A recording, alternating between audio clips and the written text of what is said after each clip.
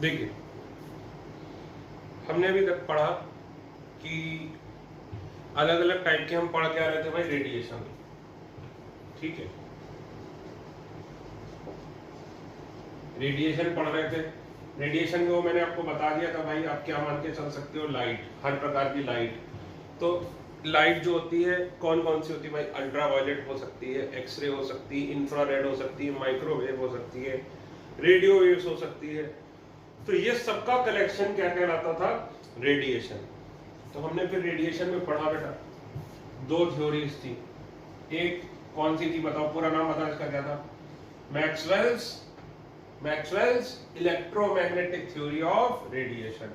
दूसरी कौन सी थी बताओ, प्लैंक्स क्वांटम थ्योरी। ठीक, तो मैक्सवेल ने पहला पॉइंट क्या बोला था बताओ, एक बॉडी से दूसरी बॉडी तक रेडिएशन कैसे जाता है, in the form of waves. दूसरा पॉइंट इसने क्या बोला था, रेडिएशन इज कॉन्टिन्यूअस। तीसरा पॉइंट इसने क्या बोला था कि रेडिएशन जो है, हर प्रकार का रेडिएशन, इनमें से कोई भी हो, it travels with the same speed, that is speed of light. Speed of light को किससे डिनोट करते हैं, c से। प्लैंक ने क्या बोला कि भाई एक बॉडी से दूसरी बॉडी तक रेडिएशन किस फॉर्म में जाता है बताओ, एक बॉडी से दूसरी बॉडी तक रेडिएशन किस फॉर्म में जाता है, in the form of packets of energy. और ये पैकेट्स ऑफ एनर्जी को क्या बोलते थे, quanta, in the form of packets of energy. दूसरा पॉइंट इसने बोला था कॉन्टिन्यूअस, इसने क्या बोला कि भाई क्या होता है, डिसकंटिन्यूअस। इसने बोला कॉन्टिन्यूअस, इसने क्या बोला कि क्या होता है, डिसकंटिन्यूअस। तीसरा इसने क्या बोला, energy of one quanta is proportional to frequency, यानी E is equal to h nu. Energy of one quanta is proportional to frequency, तो E is equal to h nu. ठीक है। चौथा इसने क्या बोला कि total energy is equal to NH nu, जहां n क्या है, नंबर ऑफ क्वांटा, न्यू क्या है, फ्रीक्वेंसी। इसको क्या लिख सकते हैं, NHC बाई लैम्डा या फिर NHC न्यू बार, जहां पर C क्या है, स्पीड ऑफ लाइट। ये हमने पढ़ा था। ये हमने दो दो थ्योरी क्यों पढ़ी थी, क्योंकि ये कई चीजें एक्सप्लेन करता था, जैसे कि reflection, refraction, refraction, diffraction, interference etcetera. लेकिन ये कुछ प्रॉपर्टीज एक्सप्लेन नहीं कर पाता था, जैसे कि ब्लैक बॉडी रेडिएशन और फोटो इलेक्ट्रिक इफेक्ट। इससे क्या एक्सप्लेन हुई, black body radiation effect explain हुआ, और ब्लैक बॉडी रेडिएशन और फोटो इलेक्ट्रिक इफेक्ट इसने एक्सप्लेन किया, और इसमें से भी कुछ प्रॉपर्टीज इसने एक्सप्लेन करी। तो कुछ प्रॉपर्टीज मैक्सवेल ने एक्सप्लेन करी, कुछ प्रॉपर्टीज इसने एक्सप्लेन करी। इसके हिसाब से, मैक्सवेल के हिसाब से लाइट में कैसा नेचर है, वेव नेचर, और प्लैंक के हिसाब से ये कैसा नेचर है, पार्टिकल नेचर, क्योंकि क्वांटा एक पार्टिकल हो गया ना, क्वांटा क्या हो गया, पार्टिकल हो गया। तो इसके हिसाब से लाइट में वेव नेचर है, इसके हिसाब से लाइट में क्या है, पार्टिकल नेचर। लिखो लिखो, अकॉर्डिंग टू, पहले ऐसे लिखो कि some properties of light, some properties of light was explained by, some properties of light, bracket में लिखो, और इन जनरल रेडिएशन, ब्रैकेट में लिखो, और in general radiation, bracket close, like interference, diffraction etcetera, can be explained only if we consider light to have wave nature, only if we consider light to have wave nature, whereas some other properties of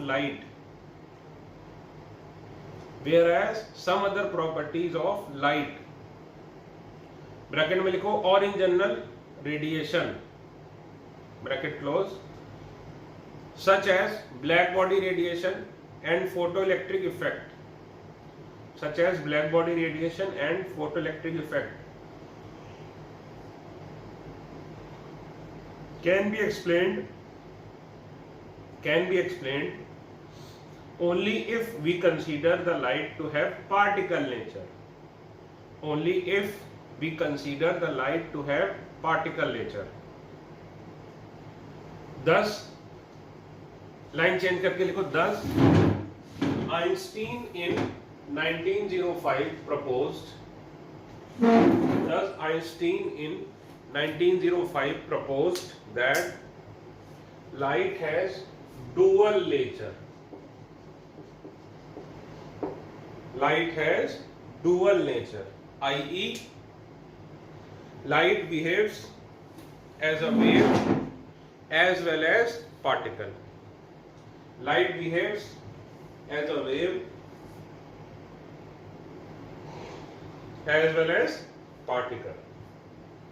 तो ये देखो, ये quanta के रूप में जा रहा है, तो एक क्वांटा को आप क्या मान सकते हो, ये पार्टिकल ही तो है भाई। हर एक क्वांटा क्या है, पार्टिकल है। एक क्वांटा क्या है, पार्टिकल है, पार्टिकल है, पार्टिकल है। तो इसने क्या प्रपोज किया मैक्सवेल ने, वेव नेचर। प्लैंक ने क्या प्रपोज किया, पार्टिकल नेचर।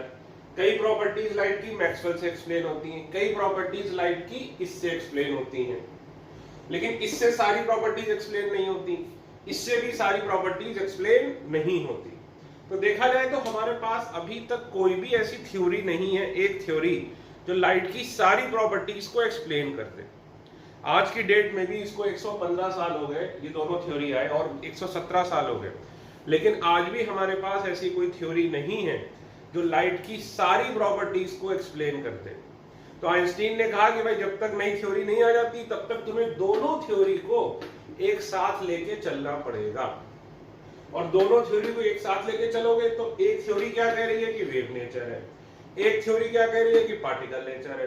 तो तुम्हें ये मानना पड़ेगा, क्या मानना पड़ेगा, कि लाइट का क्या है, डुअल नेचर है। तुम्हें क्या मानना पड़ेगा कि लाइट का क्या है, डुअल नेचर। बच्चे पूछते हैं इसमें कि सर क्या सच में लाइट का डुअल नेचर है, वेव नेचर भी है और पार्टिकल नेचर भी है? तो मेरा आंसर यह है कि सच क्या है मुझे नहीं पता, लेकिन अभी तक की जो थ्योरी आई है साइंस में उसके हिसाब से कोई भी एक थ्योरी, जो थ्योरी वेव कहती है वो भी सारी प्रॉपर्टीज को एक्सप्लेन नहीं कर पाती, जो थ्योरी लाइट को पार्टिकल कहती है वो भी सारी प्रॉपर्टीज को एक्सप्लेन नहीं कर पाती। इसीलिए हम ये मानते हैं, वी एज्यूम कि लाइट हैज डुअल नेचर। हो सकता है आने वाले कुछ सालों में, हो सकता है आप में से कोई बच्चा लाइट की कोई नई थ्योरी दे दे जिससे कि लाइट की सारी प्रॉपर्टीज एक्सप्लेन हो जाए, फिर ये थ्योरीज, फिर हम ये स्टेटमेंट कहना बंद कर देंगे कि लाइट का क्या है, डुअल नेचर। हमें लाइट का डुअल नेचर क्यों कहना पड़ता है, क्योंकि कुछ प्रॉपर्टीज इससे एक्सप्लेन होती हैं, कुछ प्रॉपर्टीज इससे एक्सप्लेन होती हैं। एक भी थ्योरी ऐसी नहीं है जो लाइट की सारी प्रॉपर्टीज को एक्सप्लेन कर दे। इसीलिए हम क्या मान के चलते हैं कि लाइट में क्या है, डुअल नेचर। ठीक है भाई। अब एक चीज और, अब देखो मैक्सवेल और प्लैंक में तुम्हें डिसिमिलरिटीज दिखी, ठीक है, लेकिन मैं आपको दिखाऊंगा कि मैक्सवेल और प्लैंक उतने ज्यादा डिसिमिलर भी नहीं थे। अभी इस टॉपिक पे तो मैं आ ही नहीं पा रहा हूं, मैंने सोचा था शुरू यहीं से करेंगे, लेकिन रिवीजन चलने लगा। चलो लिखो, एक छोटी सी हेडिंग लिखो, quantization of energy of radiation. Spelling लिख देता हूं,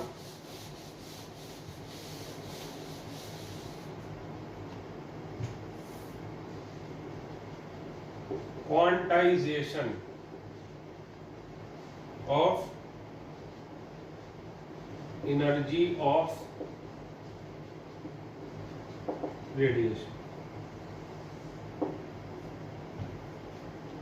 कि भाई जो एनर्जी ऑफ रेडिएशन है वो एनर्जी भी इटसेल्फ क्या है, क्वांटाइज्ड। लिखो पहले तो क्वांटाइजेशन होता क्या है, लिखो क्वांटाइजेशन, फिर आपको समझाता हूं, पहले लिख लो फिर समझाता हूं। लिखो when a physical quantity, physical quantity से हमारा मतलब क्या है, which can be measured, bracket में लिख लो विच कैन बी मेजर्ड। वो कुछ भी हो सकती है, लेंथ, टाइम, एरिया, कुछ भी। व्हेन अ फिजिकल क्वांटिटी से मेरा मतलब क्या है, ब्रैकेट में लिखो which can be measured, bracket close, does not have continuous value, does not have continuous value, but it can only occur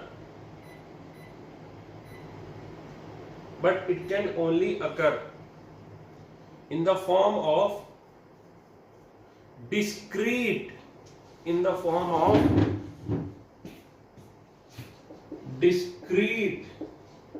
slash discontinuous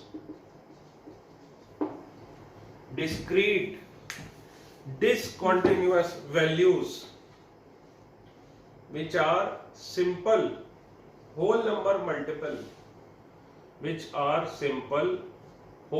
multiple of a fixed small value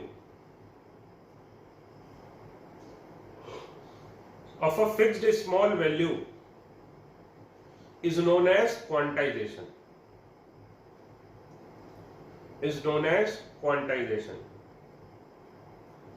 अभी समझाता हूं, अभी पहले लिख लो, पैराग्राफ चेंज करके लिखो कि quantization of energy of radiation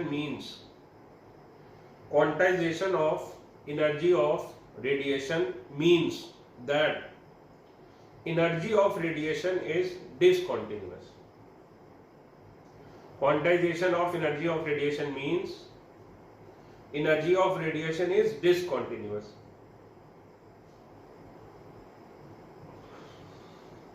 i.e. energy cannot have all the values.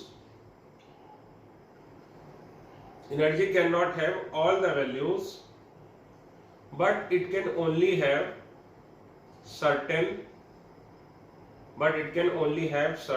fixed discrete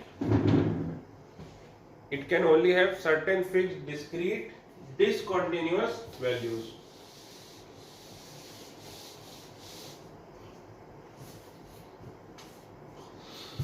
देखो क्वांटाइजेशन का मतलब क्या होता है. सपोज करिए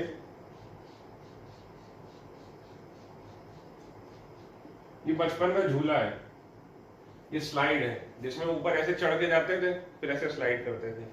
नॉर्मली बॉयज क्या करते थे, इधर से जाते थे और ऊपर इस पे चढ़ के देखते थे कि कितना ऊपर तक चढ़ पा रहे हैं. स्कूल्स में ये होता था, ठीक है, या इसको वाटर पार्क की स्लाइड भी मान सकते हो. तो ये वही स्लाइड है. अब इसको ध्यान से समझना, बड़ी बना देता हूं स्लाइड.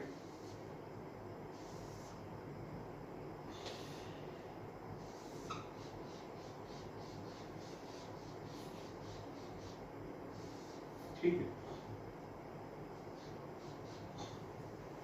अब देखना,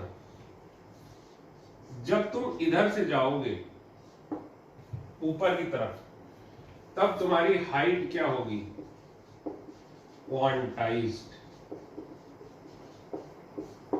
और जब इधर आओगे, इधर से नीचे आओगे तब तुम्हारी हाइट क्वांटाइज्ड नहीं होगी. कैसे? सपोज करो कि एक सीढ़ी की हाइट जो है वो 10 सेंटीमीटर है. ठीक, एक सीढ़ी की एक स्टेप है उसकी हाइट 10 सेंटीमीटर है. तो ये समझना है, लिखने की जरूरत नहीं है. जिसको ये नहीं भी समझ में आएगा खैर उसकी आगे कोई इसका यूज नहीं है, ये केवल सेटिस्फेक्शन के लिए समझा रहा.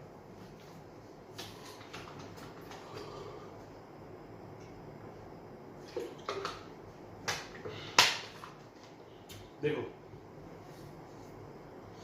इसकी हाइट सपोज 10 सेंटीमीटर है, तो जब तुम इधर से चढ़ रहे हो तो बताओ तुम्हारी हाइट कितनी हो सकती है. या तो तुम पहली सीढ़ी पे खड़े होगे, या दूसरी पर, या तीसरी पर, या चौथी पर, या पांचवी पर, या छठी पर, तो तुम्हारी हाइट या तो 10 सेंटीमीटर होगी या तो 2 into 10 सेंटीमीटर होगी.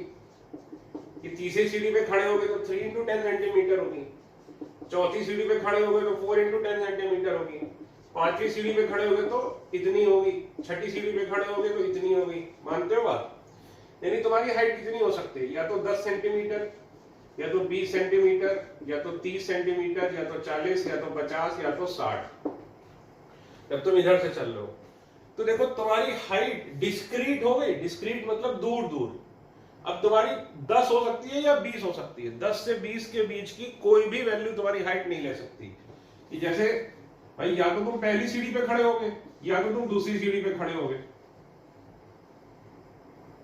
अब ऐसे हवा में तो फ्लोट तो करोगे नहीं, और मैं रिलैक्स होके खड़े होने की बात कर रहा हूँ, जंप करने की बात नहीं कर रहा हूँ। तो अगर रिलैक्स होके या हवा में तैरोगे तो नहीं, तुम फ्लोट तो करोगे नहीं।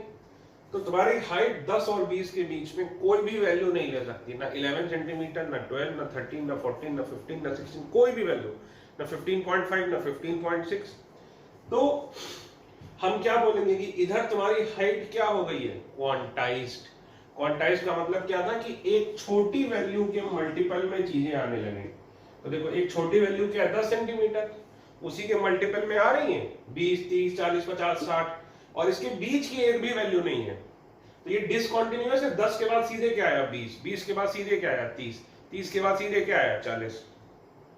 तो ये देखो क्या हो गई, डिसकंटिन्यूअस। ये वैल्यू क्या हो गई, डिसकंटिन्यूअस और डिस्क्रीट। लेकिन जब तुम यहां से नीचे आओगे, तो सपोज तुम्हारी हाइट है 70 सेंटीमीटर, तो अभी मान लो 70 सेंटीमीटर है, अब फिर तुरंत, तो हर एक माइक्रो सेकेंड बाद तुम्हारी हाइट क्या होगी, 70 से पहले कितनी आएगी 69.9, फिर कितनी आएगी 69.8, 69.7, 69.6। मतलब तुम्हारी हाइट सारी की सारी, you will take all the values of the height. सोच के देखो, अभी यहां हो, फिर यहां पे आओगे, फिर यहां पर आओगे, फिर यहां पर आओगे, फिर यहां पर आओगे, तो तुम्हारी हाइट जब इधर से स्लाइड से आओगे तो तुम्हारी हाइट क्या हो जाएगी, कॉन्टिन्यूअस। और जब इधर से आओगे तो तुम्हारी हाइट क्या है, डिसकंटिन्यूअस। और जब यहां से आओगे तो तुम्हारी जमीन से हाइट, तुम कितनी हाइट ले सकते हो, you can take any value. कोई बोले कि 65 सेंटीमीटर पे आ जाओ तो तुम आ सकते हो, भाई आ सकते हो। कोई बोले 64 सेंटीमीटर पे आ जाओ तो आ सकते हो, भाई आ सकते हो। तो इस साइड क्या होगा, you can take any value of height. यहां पे तुम्हारी क्या है, एनी कोई भी value of height you can take by this side. लेकिन इधर क्या है, इधर तुम कोई भी वैल्यू नहीं ले सकते। तो हम क्या बोलेंगे, यहां तुम्हारी हाइट क्या है, क्वांटाइज्ड, और यहां पे तुम्हारी हाइट क्या है, कॉन्टिन्यूअस। यहां तुम्हारी हाइट क्या है, कॉन्टिन्यूअस, और यहां तुम्हारी हाइट क्या है, क्वांटाइज्ड। समझ में आई बात, क्वांटाइजेशन क्या होता है, ठीक है।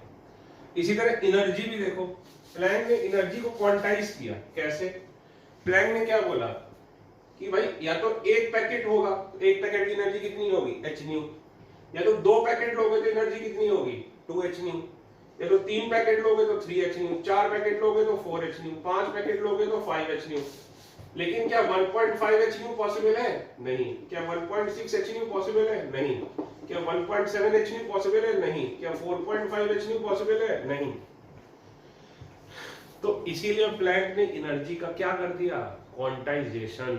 क्वांटाइजेशन मतलब कि एनर्जी की केवल क्या हो सकती है, कुछ फिक्स्ड वैल्यूज, या तो h न्यू या तो 2h न्यू, इसकी बीच की कोई भी वैल्यू नहीं होगी। या तो 2h न्यू या तो 3h न्यू या तो 4h न्यू, इसकी बीच की कोई भी वैल्यू नहीं होगी। तो बीच की कोई भी वैल्यू ना होना और कुछ फिक्स्ड इंटरवल पे, इसमें इंटरवल कितना है, h न्यू का वैल्यू होना, इसी को क्या बोलते हैं, क्वांटाइजेशन। ठीक है। तो इस वाले एग्जांपल से बहुत ज्यादा क्लियर होता है कि हाइट देख लो कितनी हो सकती है। ये तो 10 सेंटीमीटर या 20 या 30 या 40, 50, 60, बीच में कोई भी तुम्हारी हाइट नहीं हो सकती। तो यहां भी तुम्हारी हाइट क्या है, डिसकंटिन्यूअस। यहां भी तुम्हारी हाइट क्या है, क्वांटाइज्ड हो गई। और यहां भी तुम्हारी हाइट क्या है, बताओ बेटा, कॉन्टिन्यूअस। यानी इधर वाली साइड क्या है, प्लैंक, और इधर वाली साइड क्या है, मैक्सवेल। जैसे कॉन्टिन्यूअस और डिसकंटिन्यूअस का एक और आपको एग्जांपल दिया था मैंने, कि सपोज आप नहाने गए, तो नहाने के बेसिकली दो तरीके हैं। अगर आपके घर में पूल नहीं है तो या तो आप शावर के नीचे खड़े हो जाओगे, या तो आप बाल्टी मग लेके नहाओगे।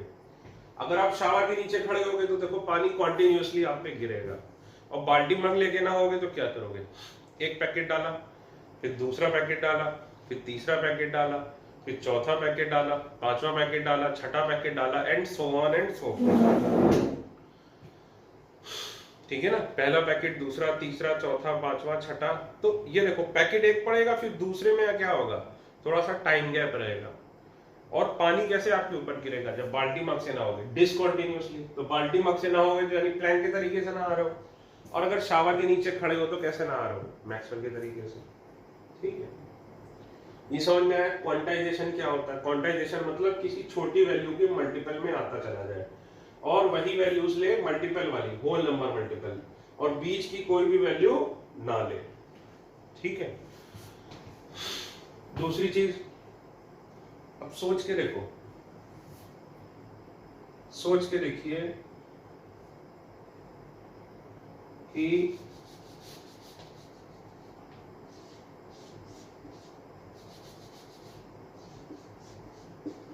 आपने देखा होगा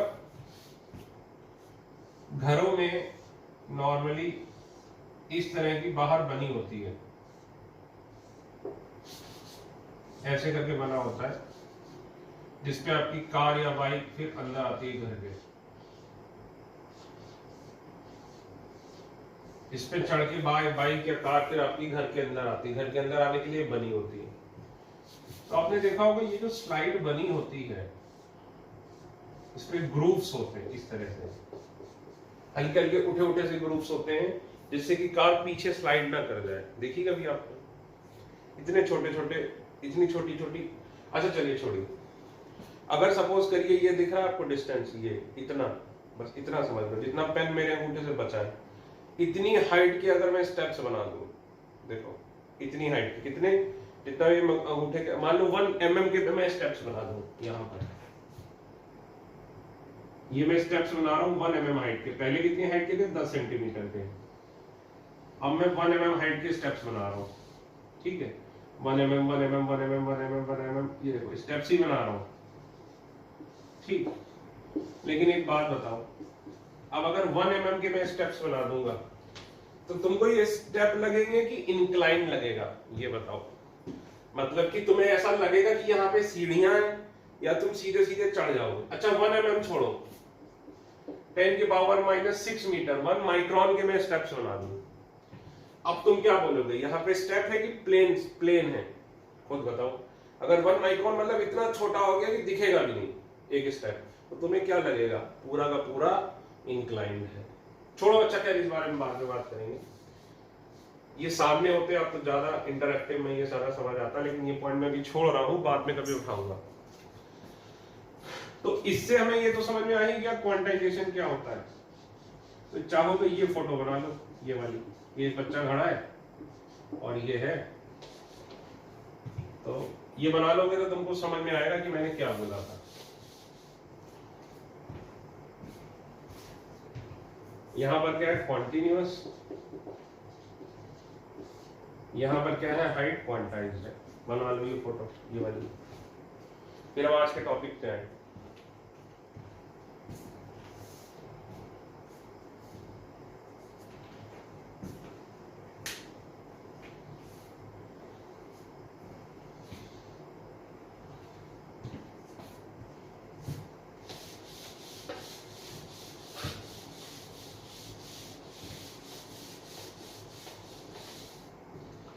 ठीक, हेडिंग डालो। आज का टॉपिक जो था हमारा इलेक्ट्रोमैग्नेटिक स्पेक्ट्रम। इलेक्ट्रोमैग्नेटिक स्पेक्ट्रम, उसमें लिखो it is arrangement of radiation, it is arrangement of radiation in order of, it is arrangement of radiation in order of increasing wavelength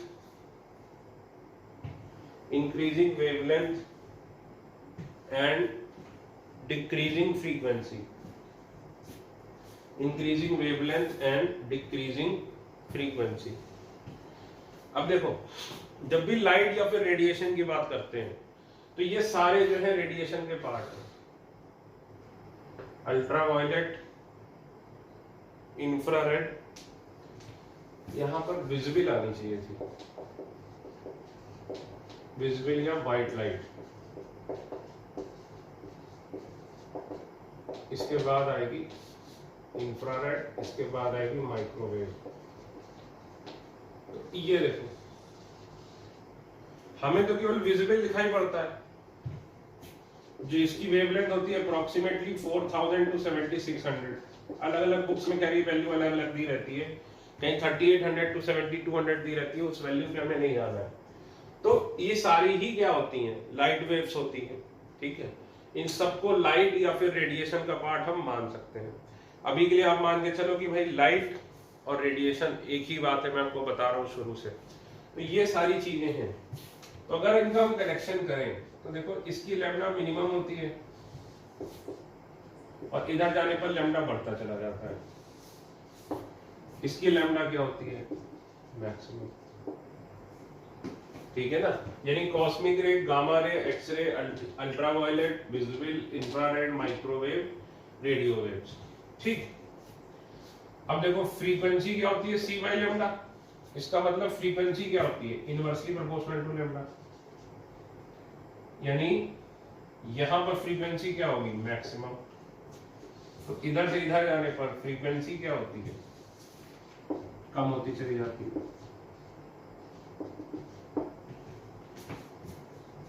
E is equal to क्या होता था? H nu upon lambda, h c upon lambda होता था कि नहीं?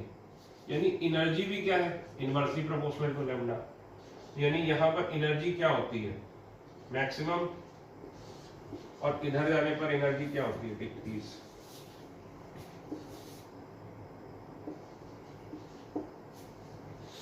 लिख लो भाई।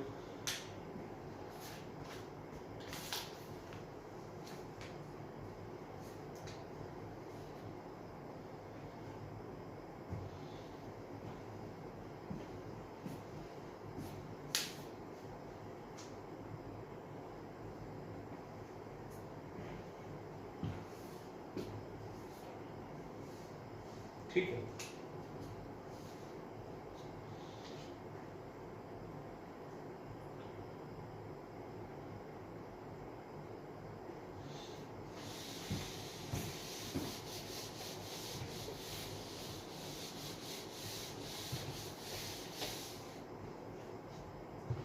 अब देखो विजिबल लाइट।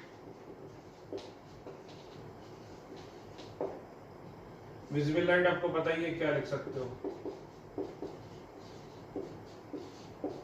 विबग्योर। विबग्योर ये तो सबने सुना ही होगा भाई। Violet, indigo, blue, green, yellow, orange, red. तो इधर जाने पर लैम्डा क्या होता है? बढ़ता है।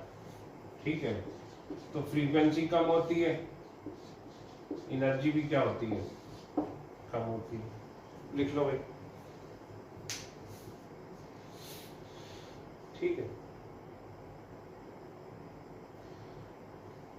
तो एक बात ध्यान रखिएगा कि इसका क्या मतलब है कि अब ये जैसे रेड कलर है सपोज, ठीक है, तो ये रेड कलर अलग अलग लैम्डा से मिलके बना है। यानी ऐसा समझो अभी के लिए, इसकी वेवलेंथ कितनी है भाई? इधर ब्लू वाले में सपोज 3800 एंगस्ट्रॉम, इसकी है सपोज 7600 एंगस्ट्रॉम। ठीक, तो इसकी सपोज है, मान लो अपने मन से ले रहा हूं मैं 4500 एंगस्ट्रॉम। तो इसका मतलब क्या है कि हर एक कलर, अब जैसे ये ब्लू है तो इस ब्लू कलर में क्या होगा? ब्लू के बहुत सारे शेड्स होंगे। भाई रेड कलर है तो इस रेड कलर में क्या होगा? रेड के बहुत सारे शेड्स होंगे। ग्रीन में जैसे ये भी एक ग्रीन है, एक डार्क ग्रीन होता है, लाइट ग्रीन होता है, ये येलोइश ग्रीन है। तो ग्रीन के भी बहुत सारे शेड होंगे। तो आप ये मान के चलिए कि हर कलर से मेरा मतलब है कि रेड का जैसे पिंक है तो भाई पिंक के भी बहुत सारे शेड्स होते हैं। तो इसमें से हर कलर का एक अपना शेड है। जैसे रेड के बहुत सारे शेड्स हैं, तो हर एक शेड को अगर हम बोलेंगे तो हर एक शेड का एक क्या होगा? Different wavelength. जैसे ब्लू के बहुत सारे शेड हैं, ठीक है, तो ब्लू के हर एक शेड की क्या होगी? एक डिफरेंट वेवलेंथ। वो डिफरेंट वेवलेंथ आ रही है, इसीलिए आपको वो अलग कलर दिखाई पड़ रहा है। इन दोनों में बहुत बड़ा फर्क होगा भाई, वॉयलेट और रेड में इतना ज्यादा फर्क है। और अगर रेड का ही डिफरेंट शेड होगा तो उसकी वेवलेंथ हल्की सी फर्क होगी। तो आप ये समझिए, every colour can be represented, every shade of every colour, every colour ही नहीं, every shade of every colour can be represented by a wavelength. मतलब कि जैसे ये 7600 है, सपोज 7100 एंगस्ट्रॉम पर रेड का कोई एक शेड होगा, 7110 एंगस्ट्रॉम पर रेड का कोई दूसरा शेड होगा, 7120 एंगस्ट्रॉम पर रेड का क्या होगा, कोई तीसरा शेड होगा। तो अलग अलग जो शेड्स होते हैं, ठीक है, जैसे पिंक, जैसे बेबी पिंक और जो भी और भी पिंक होते हैं, आपको ज्यादा पता होगा कलर, तो ये सारे क्या होते हैं, डिफरेंट शेड्स। तो हर एक कलर के हर एक शेड को एक कोई ना कोई वेवलेंथ रिप्रेजेंट कर सकती है। लिखो, आज का लेक्चर वैसे थोड़ा सा टफ रहेगा क्योंकि इसमें हाई लेवल की काफी चीजें रहेंगी। ये आपको देख के लग रहा होगा आसान है, लेकिन चीजें थोड़ी टफ हो जाएंगी आज। लिखो कि every colour can be represented by a different wavelength. लिखो, every colour can be represented by a different wavelength, or more precisely we can say that every shade of every color has a corresponding wavelength. Every shade of every color has a corresponding wavelength. ठीक है ना, हर एक की एक अलग क्या होती है, वेवलेंथ होती है। ये चाहो तो लिख लेना, ठीक है।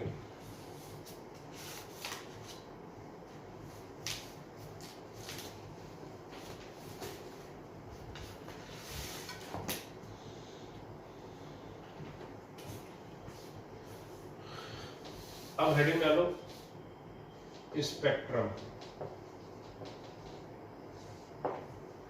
क्या होता है अभी समझाता हूं, 2 मिनट रुको, पहले लिख लो। लिखो, collection of radiations of different wavelengths, collection of radiations of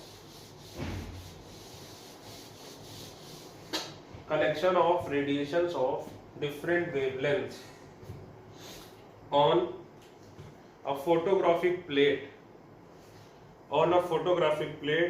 is called as spectrum. अब देखो स्पेक्ट्रम कितने तरीके का होता है। पहले तो होता है 2 हिस्सों में, एमिशन स्पेक्ट्रम,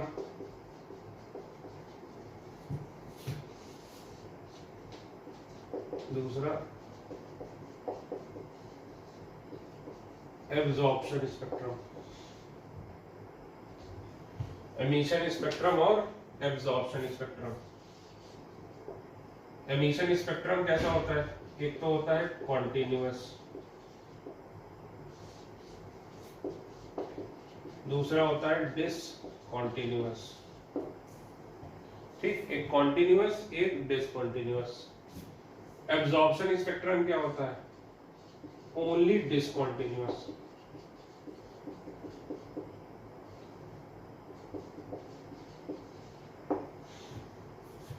ठीक, फिर इसमें 2 होते हैं, एक होता है लाइन स्पेक्ट्रम, एक होता है बैंड स्पेक्ट्रम। लाइन स्पेक्ट्रम होता है एटम्स के लिए, बैंड स्पेक्ट्रम होता है मॉलिक्यूल्स के लिए। ठीक,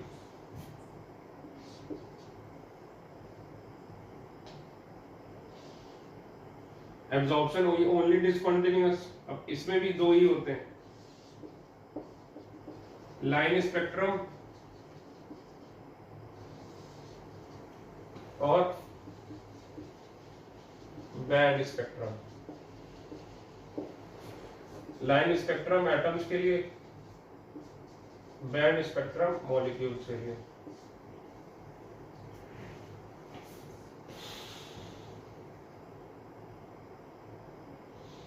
ठीक है, लिखो इसे।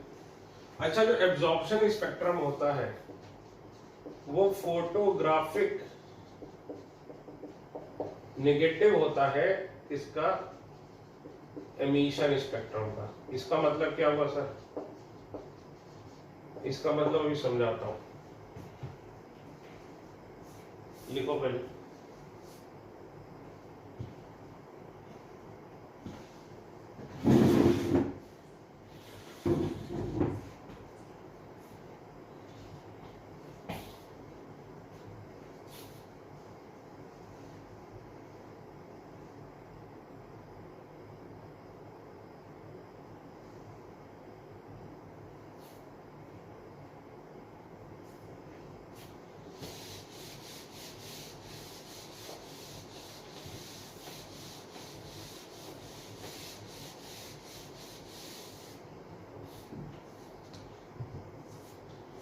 अब देखो नोट होता क्या है, मान लो किसी भी एटम को तुम हीट करो, ठीक है, मान लो किसी भी एटम को तुमने हीट किया या एनर्जी दी बाहर से, ये देखो तो बाहर से एनर्जी दी, तो इलेक्ट्रॉन क्या करता है, बाहर से जो एनर्जी आती है इसको एब्जॉर्ब कर लेता है, ठीक है, और एनर्जी एब्जॉर्ब करके ये हायर ऑर्बिट में चला जाता है। Electron absorbs energy. अब ये एनर्जी बाहर से कैसे हो सकती है भाई, हीट भी दे सकते हो या फिर लाइट के फॉर्म में। ये एनर्जी किस फॉर्म में आती है भाई, हीट या फिर लाइट के फॉर्म में आपने एनर्जी दी इसको, ठीक है। तो इसने ये एनर्जी क्या करता है, इलेक्ट्रॉन एब्जॉर्ब्स एनर्जी, ये देखो इलेक्ट्रॉन ने एनर्जी एब्जॉर्ब करी और ये किस में चला गया, हायर ऑर्बिट में, and goes into higher orbit.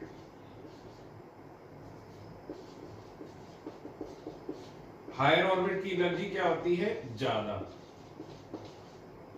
Lower orbit की एनर्जी क्या होती है, कम। जैसे ये n बराबर 1 है, सपोज ये n बराबर 2 है, ये फर्स्ट शेल ये सेकेंड शेल, तो इसकी एनर्जी कम है, इसकी एनर्जी लेस, इसकी एनर्जी मोर।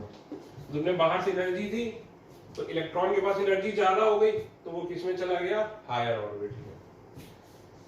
हायर ऑर्बिट में चला गया तो उसने क्या कर लिया, एब्जॉर्ब कर ली एनर्जी। एनर्जी क्या की उसने, एब्जॉर्ब, ठीक।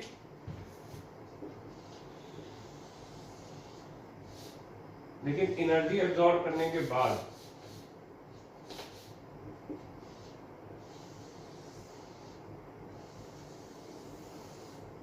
क्या होता है कि भाई सपोज मान लीजिए कोई भी बच्चा है, उसे ऊपर हवा में तार पे टांग दो तो वो कैसा फील करेगा। आप ऊपर उसको हवा में बिजली के तार पे टांग दो तो खुद सोचो उसकी एनर्जी तो बढ़ जाएगी, लेकिन वो कैसा फील करेगा, वो अनस्टेबल फील करेगा, वो क्या चाहेगा कि भाई वो नीचे आ जाए। इसी तरह इलेक्ट्रॉन भी हायर एनर्जी पे क्या होता है, कैसा फील करता है, अनस्टेबल। हायर एनर्जी लेवल पर वो कैसा फील करता है, अनस्टेबल, और तुरंत नीचे आ जाता है। तुरंत नीचे आ जाता है, तुरंत मतलब कितना, with in less than 10⁻⁻⁶ second. उसमें वो मान लीजिए 1 सेकेंड से कम में भी वो क्या होगा, नीचे आ जाएगा। और जब वो नीचे आ जाएगा तो सपोज इसकी एनर्जी 10 थी, इसकी एनर्जी 15 थी, ठीक है, तो वो 10 से 15 में आया, तो अब वो क्या करेगा, एनर्जी रिलीज करेगा। अब वो क्या करेगा, एनर्जी रिलीज करेगा। Energy is release in the form of radiation. Energy is released in the form of radiation, ठीक है। ये क्या एनर्जी एब्जॉर्ब करी थी, यानी ये क्या था, रेडिएशन, और अब एनर्जी रिलीज करी in the form of radiation. तो सपोज करो ऊपर वाले की एनर्जी 15 थी,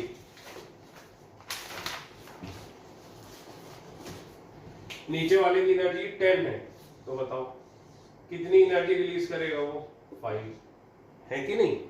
कितनी एनर्जी रिलीज करेगा वो, 5 जूल।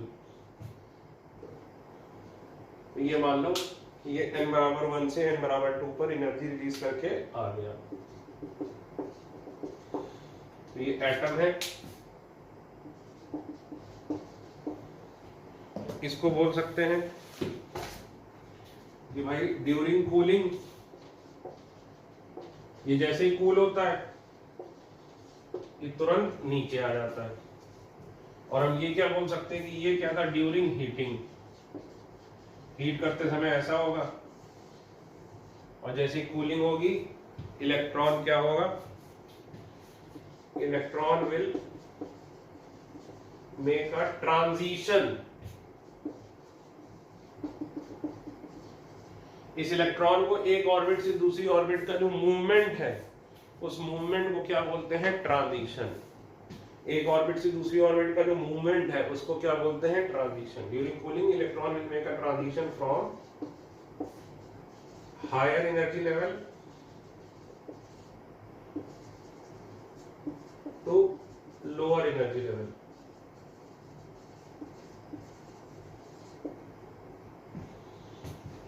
चेक कर लो एक मिनट, रिकॉर्डिंग हो गई।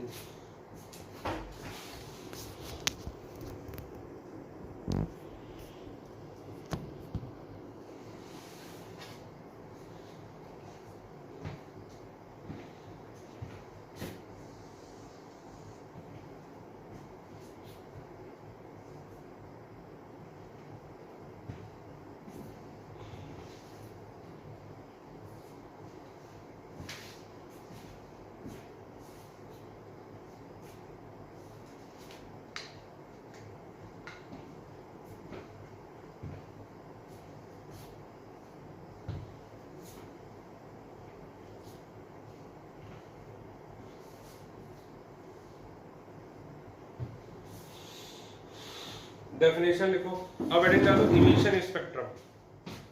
एमिशन स्पेक्ट्रम उसमें लिखो, when the radiation emitted from some source, when the radiation emitted from some source, example from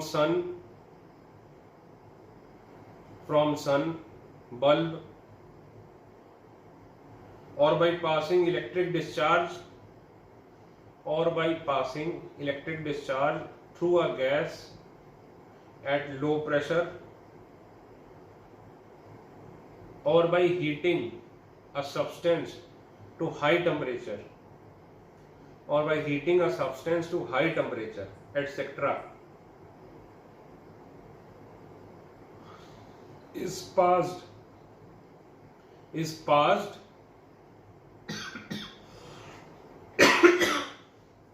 directly through the prism,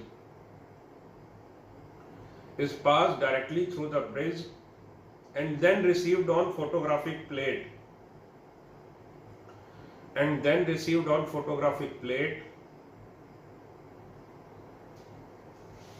the spectrum obtained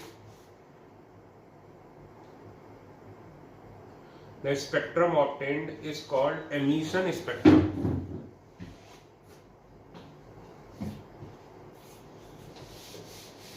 It is of two types, A continuous, B discontinuous.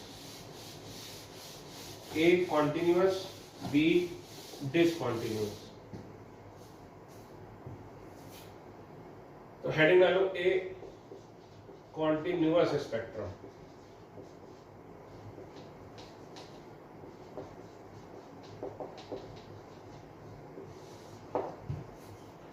देखो suppose source लिया तुमने, source क्या हो सकता है, सन, light bulb, etcetera. ठीक, इससे तुमने ये स्लिट ले ली जिससे कि लाइट सही से पास हो, और यहां पे तुमने क्या ले लिया, प्रिज्म।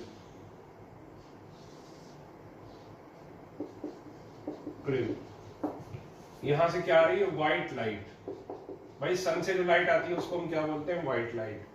वो क्या होता है, मिक्सचर होता है अलग अलग कलर्स का। आपको बताइए प्योर, तो सन से जो अब ये जो रेडिएशन आ रहा है ये वाला, इसमें क्या है, अलग अलग वेवलेंथ और अलग अलग कलर। देखो वेवलेंथ तो कलर एक ही बात है, तो अलग अलग वेवलेंथ के रेडिएशन आपस में मिक्स्ड हैं, लेकिन वो आंखों से देखोगे तो आपको अलग अलग दिखाई नहीं पड़ते। आपको क्या लगेगा कि एक व्हाइट लाइट सी आ रही है, लेकिन जब इस व्हाइट लाइट को आप प्रिज्म से पास करिए,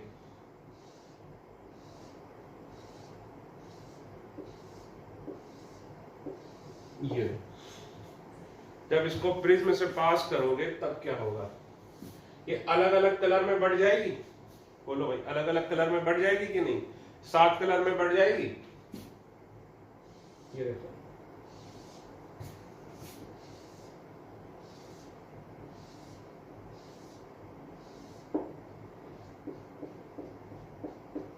ठीक। तो अगर आप यहां पे देखना चाहो तो इसको देख भी सकते हो, तो आपको दिखाई पड़ेगा कि भाई 7 अलग अलग कलर में लाइट जो है वो बट गई। तो लाइट के इस बटने को अलग अलग कलर्स में क्या बोलते थे? Dispersion of light.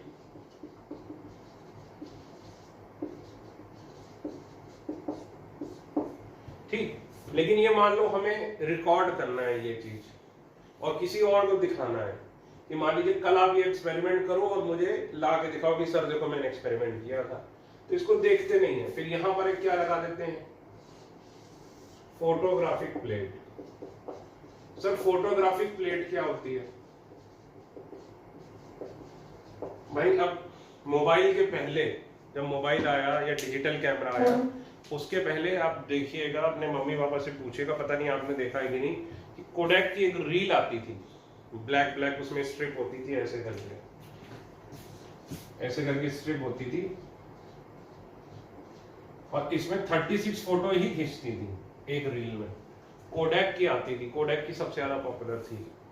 ये आपने देखा होगा कि भाई जैसे एक्सरे अभी आप देखते हो, तो एक्सरे में क्या होता है, वो जो ब्लैक ब्लैक होता है उस पर व्हाइट इमेज आती है, तो वो जो ब्लैक ब्लैक आपको फिल्म मिलती है वो क्या है? Photographic plate.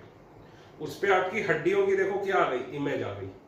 तो वो जो एक्सरे की जो फिल्म होती है उसमें लाइट एक्सरे वाली यूज की वो अलग बात है, लेकिन जो ब्लैक ब्लैक फिल्म होती है उसको आप क्या मान के चल सकते हो? Photographic plate.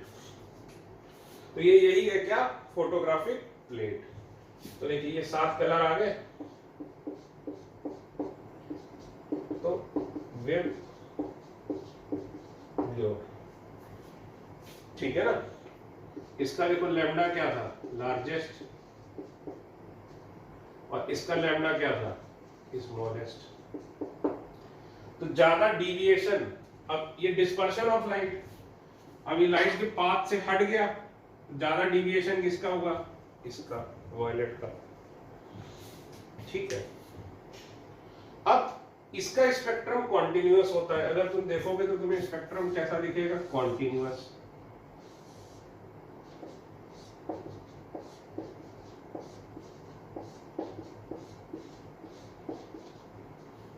इसका स्पेक्ट्रम हमें कॉन्टिन्यूअस दिखता है। कॉन्टिन्यूअस से सर आपका क्या मतलब है? कि कलर आपस में क्या होते हैं? मर्ज होने लगते हैं। सर कलर कैसे मर्ज होने लगते हैं? तो मुझे 1 मिनट दीजिए, मैं मोबाइल लेके आता हूं दूसरा, उसमें आपको दिखाता हूं, तब तक आप ये लिखिए।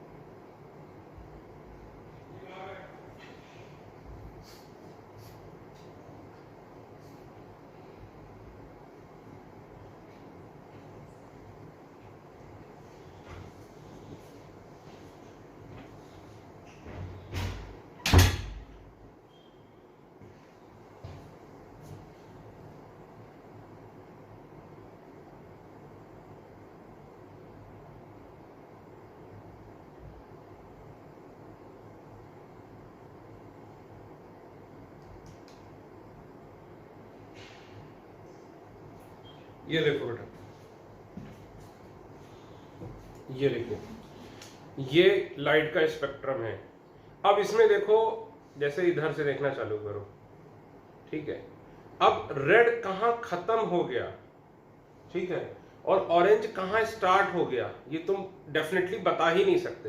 धीरे धीरे धीरे देखो एक कलर खत्म होता है दूसरा स्टार्ट हो जाता है, धीरे धीरे धीरे, कोई भी बीच में गैप नहीं है, पूरा का पूरा क्या है, कलर्ड है, पूरा का पूरा क्या है, कलर्ड है। देखो पूरा का पूरा ये क्या है, कलर्ड है। और एक कलर चालू हुआ तो दूसरा चलता गया, उसके देखो डिफरेंट शेड्स हैं, यहाँ ज्यादा डार्क रेड है, यहाँ देखो रेडिश कम होता गया, कम होता गया, कम, यहाँ देखो ज्यादा रेडिश है, रेडिश कम होता गया, कम होता गया, कम होता गया, कम होता गया, ऑरेंज चालू हो गया, कब चालू हो गया पता ही नहीं चला, फिर ऑरेंज खत्म हो गया, कब येलो आ गया पता ही नहीं चला, फिर येलो, देखो धीरे धीरे धीरे धीरे शेड बदलते जा रहे हो। देखो रेड में केवल एक ही कलर नहीं, different different different different different different shades है, हर एक में डिफरेंट डिफरेंट डिफरेंट डिफरेंट देखो शेड्स है। तो मैं यही आपको बोल रहा था कि हर एक शेड एक वेवलेंथ को बताता है। और इसको कॉन्टिन्यूअस स्पेक्ट्रम क्यों बोल रहे हैं, क्योंकि यहां से यहां तक देखो लगातार कलर आ रहा है, बीच में कहीं पर भी ब्रेक नहीं है, बीच में कहीं पर भी ब्रेक नहीं है, ये कॉन्टिन्यूअस स्पेक्ट्रम है। और कलर एक दूसरे में क्या हो रहे हैं, मर्ज होते जा रहे हैं। ठीक है, तो लिखो it is known as continuous spectrum because colour merge into each other, colors merge into each other। ठीक है, स्टार बना के लिखो कि रेड देखो सबसे कम डिविएशन हुआ। डिविएशन का मतलब क्या हुआ भाई, ये लाइट ऐसे जाती तो कितनी घूमी, तो सबसे कम कौन अपने पाथ से हटी, रेड, और सबसे ज्यादा अपने पाथ से कौन हट गया, वॉयलेट। तो लिखो इसको अपने पाथ से हटने को क्या बोलते हैं, डिविएशन। इसका लाइट का पाथ तो सीधे सीधे ये होता ना, अगर प्रिज्म ना होता, प्रिज्म की वजह से ये इतना डिविएट हुआ, लेकिन वायलेट वाला देखो इतना ज्यादा डिविएट हो गया। तो ये पॉइंट स्टार बना के लिख लो। On passing through the prism, star बना के लिख लो, on passing through the prism red colour with the longest wavelength, red colour with the longest wavelength is deviated least, red color with the longest wavelength is deviated least, while violet color with the shortest wavelength, while violet color with the shortest wavelength is deviated the most।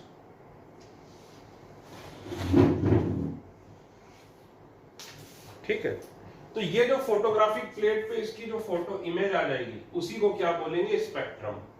ये जो photographic plate पर इसकी ये image आ गई इस तरीके से, ये देखो, इसी को क्या बोलेंगे, स्पेक्ट्रम ऑफ व्हाइट लाइट। ठीक है, फोटोग्राफिक प्लेट क्या मान के चल सकते हो, जैसे आपकी एक्सरे।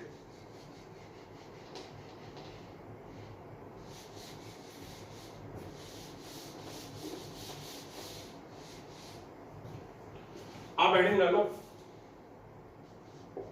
डिसकॉन्टिन्यूअस स्पेक्ट्रम या फिर लाइन स्पेक्ट्रम।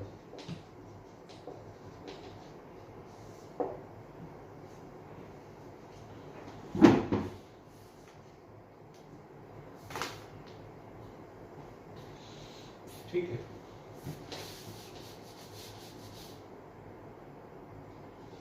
सपोज करिए आपने सोडियम को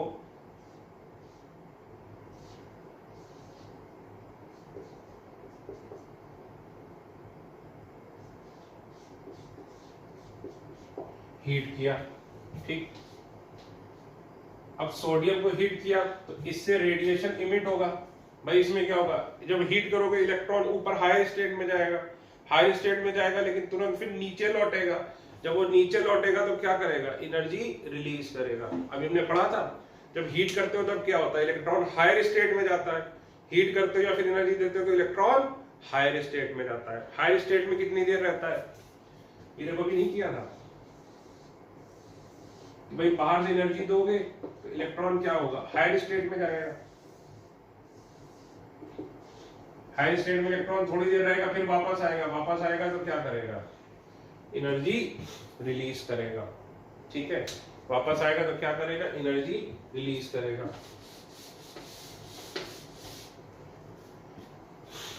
ठीक, तो देखो जैसे ये तुमने, तो इसमें भी सोडियम के भी एटम क्या हुए, उसके इलेक्ट्रॉन क्या हुए होंगे, हाई एनर्जी स्टेट में गए होंगे, हाई से फिर लो में आए होंगे तो एनर्जी रिलीज कर रहे होंगे। तो जब तुमने इसका रेडिएशन पास किया तो ये दो में टूटा,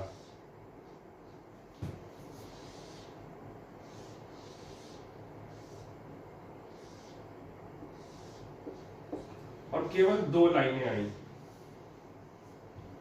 केवल दो लाइनें आई। एक आई 5890 एंगस्ट्रॉम, एक आई 5896 एंगस्ट्रॉम, और ये दोनों किस में आती है, येलो रीजन में, येलो रीजन ऑफ स्पेक्ट्रम।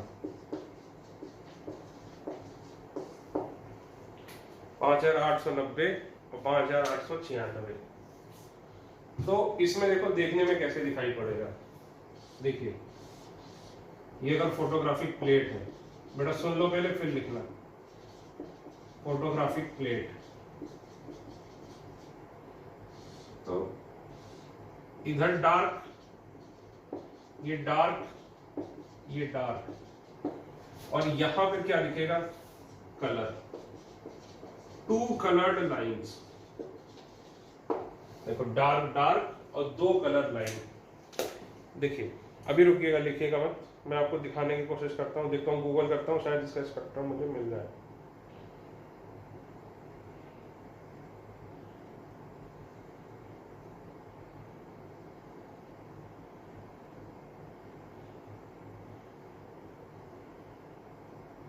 ये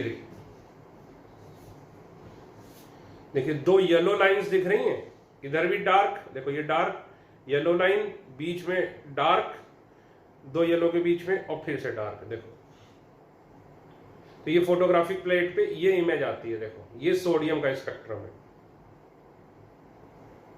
ठीक है।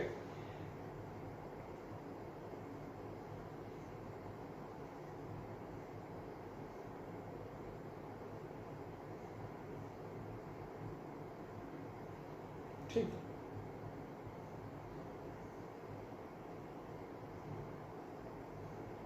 अब देखो तो दिखाया आपको मैंने सोडियम का स्पेक्ट्रम, तो डार्क डार्क डार्क, और बीच में क्या आई थी, दो कलर्ड लाइंस येलो कलर की, क्योंकि ये भाई ये जो वेवलेंथ रीजन है ये येलो में करता है लाइट। तो एक बात समझिएगा लिखने के पहले, तो जैसे कि हमारे फिंगरप्रिंट होते हैं, जैसे माना जाता है, जैसे मूवीज में मैंने सुना है, असली तो मुझे पता नहीं कि दुनिया में 7 लोगों की शक्ल सेम होती है। 7 लोगों की तो मुझे नहीं पता, लेकिन जुड़वा बच्चे क्लास में होते ही हैं, आपने देखा ही होगा आपकी क्लास में या आपके सीनियर क्लास में कोई ना कोई ऐसे दो जुड़वा बच्चे होते हैं जिनकी शक्ल पहचानना मुश्किल हो जाता है कि इसमें से कौन सा वाला बच्चा कौन है, ठीक है। तो इसीलिए हमारा आइडेंटिफिकेशन जो है, जो लीगल हमारा आइडेंटिफिकेशन है, हालांकि नॉर्मली हम एक दूसरे को शक्ल से पहचानते हैं, लेकिन लीगली आपकी शक्ल से ज्यादा क्या मायने रखता है, आपके फिंगरप्रिंट। लीगली आपकी शक्ल से ज्यादा क्या मायने रखता है, आपके फिंगरप्रिंट। तो अगर आपके फिंगरप्रिंट मैच कर रहे हैं, क्योंकि फिंगरप्रिंट क्या माना जाता है कि वो यूनिक है, वो आपके अलावा किसी भी और के वो फिंगरप्रिंट नहीं होंगे। फिंगरप्रिंट क्या मान के चलते हैं कि फिंगरप्रिंट क्या है, यूनिक है। उसी तरह हर एटम का, हर एलिमेंट का स्पेक्ट्रम यूनिक होता है, हर एलिमेंट का स्पेक्ट्रम यूनिक होता है। जैसे ये जो दो येलो लाइंस आई हैं जो मैंने अभी आपको दिखाई, वो अगर आ रही हैं तो इस बात की गारंटी है कि ये एलिमेंट कौन सा होगा, सोडियम होगा। या अगर इसमें मॉलिक्यूल कोई लिया है, NaCl लिया है, तो उसमें क्या होगा, सोडियम जरूर होगा। तो अगर यहाँ आयरन ले लोगे तो कुछ और आएगा, लिथियम ले लोगे कुछ और आएगा, बेरिलियम ले लोगे कुछ और आएगा, और वो हर एक क्या होगा, यूनिक होगा। जैसे हमारे फिंगरप्रिंट क्या होते हैं, यूनिक होते हैं, उसी तरह हर एलिमेंट का स्पेक्ट्रम क्या होता है, यूनिक होता है। इसीलिए स्पेक्ट्रम को इवन फिंगरप्रिंट ऑफ एटम भी बोलते हैं। स्पेक्ट्रम को इवन फिंगरप्रिंट ऑफ एटम या फिंगरप्रिंट ऑफ मॉलिक्यूल भी बोलते हैं। तो इसमें देखो इस तरह से लिखा, दो कलर लाइन दिख रही थी आपको, देखिए फिर से दिखाता हूं।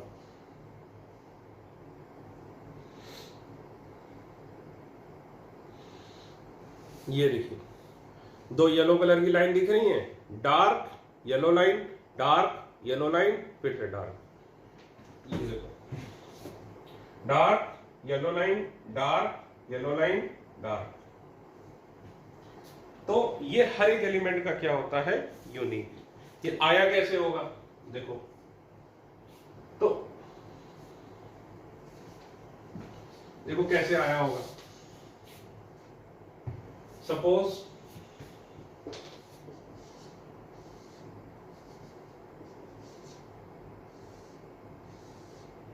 देखो, चलो छोड़ो कैसे आया होगा, अभी इस पे नहीं जाते हैं, ठीक है। तो इसमें क्या आई, दो येलो लाइंस, ठीक। चलो बता ही देता हूं दो कैसे आई, बता ही देता हूं। चलो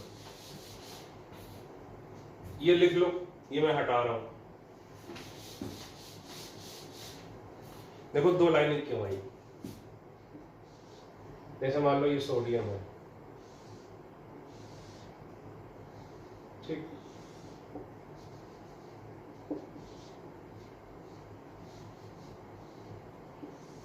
तुमने इसको एनर्जी दी, तो कुछ इलेक्ट्रॉन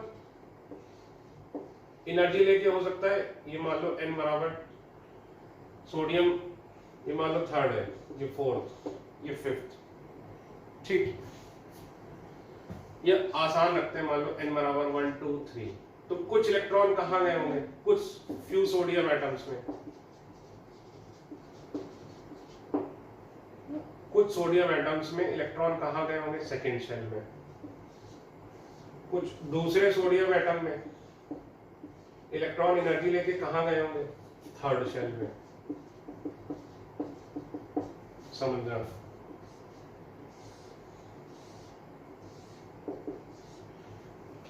क्या होगा, कुछ सोडियम एटम में एनर्जी लेके इलेक्ट्रॉन कहां गया होगा, सेकेंड शेल में। कुछ सोडियम एटम में इलेक्ट्रॉन एनर्जी लेके कहां चला गया होगा, थर्ड शेल में। ये बाहर से एनर्जी आ रही है, जब उसको हीट किया, तो जब वो सेकेंड से फर्स्ट लौटेगा तो वो डिफरेंट एनर्जी रिलीज करेगा, और जब वो थर्ड से फर्स्ट लौटेगा तो वो डिफरेंट एनर्जी रिलीज करेगा। तो ये डिफरेंट, ये दोनों आपस में क्या होंगे, डिफरेंट एनर्जी। डिफरेंट एनर्जी यानी डिफरेंट वेवलेंथ। फिर से समझो भाई, ये था क्या, एमिशन स्पेक्ट्रम। एमिशन स्पेक्ट्रम में क्या होता था, इलेक्ट्रॉन पहले एनर्जी अब्सॉर्ब करके हायर स्टेट में जाता था, हायर स्टेट में जाता था, फिर वो नीचे आता था। जब वो नीचे आता था तो वो एनर्जी क्या करता था, रिलीज। जब वो नीचे आता था तो वो एनर्जी रिलीज करता था। तो ये वही एनर्जी है, ये जो आ रही है एनर्जी। अब जब इसका इलेक्ट्रॉन था, कुछ सोडियम एटम में क्या हुआ होगा, एनर्जी लेके इलेक्ट्रॉन किसमें गया होगा, n बराबर 2 में। तो फिर जब वो नीचे आया तो उसने क्या की, एनर्जी रिलीज की। कुछ n बराबर 3 में गया होगा, तो जो नीचे आया तो एनर्जी रिलीज की। लेकिन ये एनर्जी और ये एनर्जी खुद देखो डिफरेंट है, ये एनर्जी और ये एनर्जी क्या होगी, डिफरेंट होगी। इसीलिए दो अलग अलग टाइप की हमें क्या मिली, दो अलग अलग वेवलेंथ मिली। मान लो हो सकता है 3 वेवलेंथ मिली होती तो हम क्या बोलते कि हो सकता है एक और हायर में क्या होता। तो एमिशन स्पेक्ट्रम ऐसे ही होता है, ठीक है। इसके बाद ये लिखो, इसके नीचे लिख लो, एनर्जी रिलीज्ड बाय इलेक्ट्रॉन। पहले ऐसे लिखो कि when electron absorbs energy, when electron absorbs energy, it goes to higher energy level. When electron absorbs energy, it goes to higher energy level. But in higher energy level, it is unstable. But in higher energy level, it is unstable.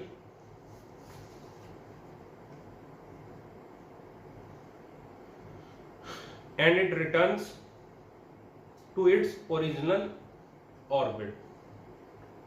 And it returns to its original orbit. During its return, it releases energy in the form of radiation. During its return, it releases energy in the form of radiation.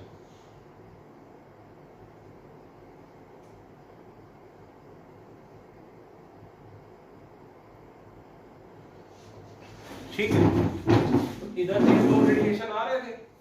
These radiations when collected on photographic plate, these radiations when collected on photographic plate, these radiations when collected on photographic plate will give the spectrum of element. देखो ये अलग था, ये अलग था, तो इसीलिए energy अलग अलग, तो इसीलिए वेवलेंथ भी अलग अलग. ठीक, अब हेडिंग डालो absorption spectrum.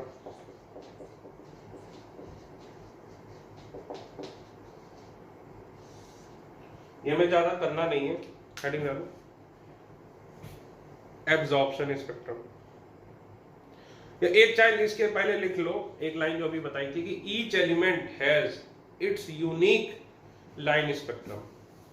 Each element has its unique line spectrum. different elements have different line spectrum. Different elements have different line spectrum, and thus spectrum of element is known as, thus spectrum of element is unique to an element. Spectrum of element is unique to an atom or molecule. Element नहीं, spectrum of element is unique to an atom or molecule. Hence spectrum is known as fingerprint of elements. Hence spectrum is also known as fingerprint of elements. अब heading डालो absorption spectrum. इसमें लिखो कि when white light from any source, when white light from any source is first passed through, लिखो पहले फिर समझाता हूं, is first passed through solution or vapors, is passed through solution or vapors of a chemical substance, and then analyzed by a spectroscope,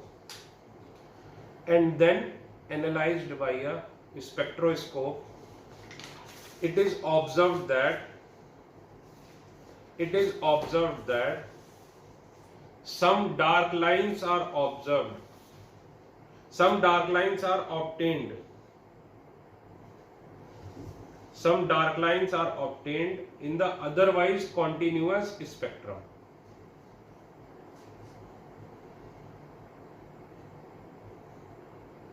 Otherwise, paragraph change करके लिखो, these dark lines are supposed to result from the fact, these dark lines are supposed to result from the fact that when white light is passed through the chemical substance, then white light is passed through the chemical substance,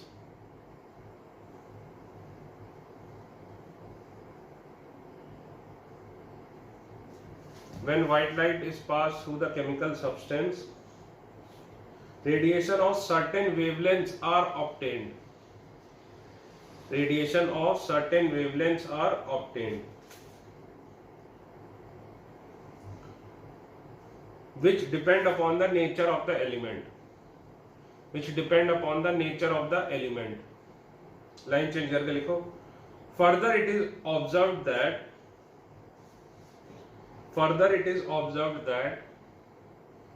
the dark lines are at the same place. That the dark lines are at the same place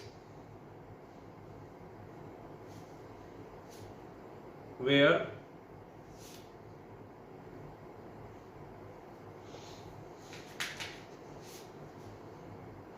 colored lines are obtained in the emission spectrum. where color lines are obtained in the emission spectrum of same substance. Bracket में लिखो photographic negative, bracket में लिखो photographic negative, line change करके लिखो this shows that wavelength absorbed were same as, this shows that wavelength absorbed were same as were emitted in the emission spectrum, as were emitted in the emission spectrum. The spectrum thus obtained, the spectrum thus obtained is known as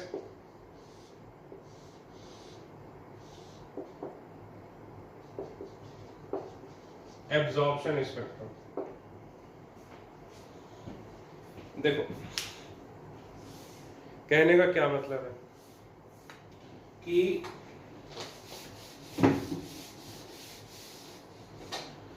जब तुमने इसको भेजा absorption spectrum में, suppose white light को मैंने sodium vapours के through भेजा, उसके बाद देखा कि भाई ये अलग अलग हो गई, ठीक है। ये देखो ये इमेज से तुमको समझ में आएगा इमिशन और एब्जॉर्प्शन स्पेक्ट्रम।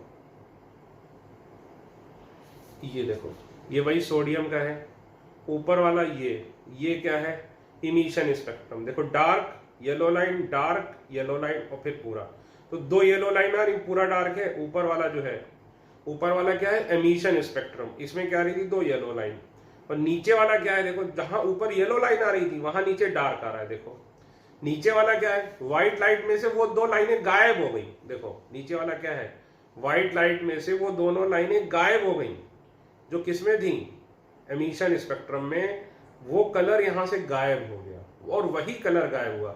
इसी को क्या बोलते हैं एक दूसरे के, देखो ये फोटोग्राफिक निगेटिव है। फोटोग्राफिक निगेटिव मतलब यहाँ पे जिसमें ब्लैक है उसमें ये कलर्ड है, और जहां पे इसमें कलर्ड है उसमें यहाँ पे क्या है ब्लैक है। देखो ऊपर वाली इमेज जो ऊपर वाली है ये क्या है इमिशन स्पेक्ट्रम, और नीचे वाली क्या है एब्जॉर्प्शन स्पेक्ट्रम। तो देखो इमिशन स्पेक्ट्रम एब्जॉर्प्शन स्पेक्ट्रम, तो एब्जॉर्प्शन स्पेक्ट्रम में क्या हुआ कि दो लाइनें वहीं पर 5890 और 5896 एंगस्ट्रॉम पे क्या हुआ कलर गायब हो गया। देखो इमिशन में क्या था याद करो डार्क कलर डार्क डार्क, ये क्या था कलर, और एब्जॉर्प्शन में क्या होगा एब्जॉर्प्शन में कैसा देखो colour dark colour dark colour. देखो है कि नहीं, देखो फिर से ये देखो इमिशन में क्या है भाई डार्क येलो कलर और फिर, और एब्जॉर्प्शन में क्या है देखो ये देखो कलर डार्क, ये देखो कलर डार्क और फिर कलर, ये देखो ये क्या है इमिशन और नीचे वाला क्या है एब्जॉर्प्शन। तो इसमें देखो क्या दिखाई पड़ा हमें फोटोग्राफिक प्लेट में, इसमें हमें दिखाई पड़ा पूरा विबग्योर, but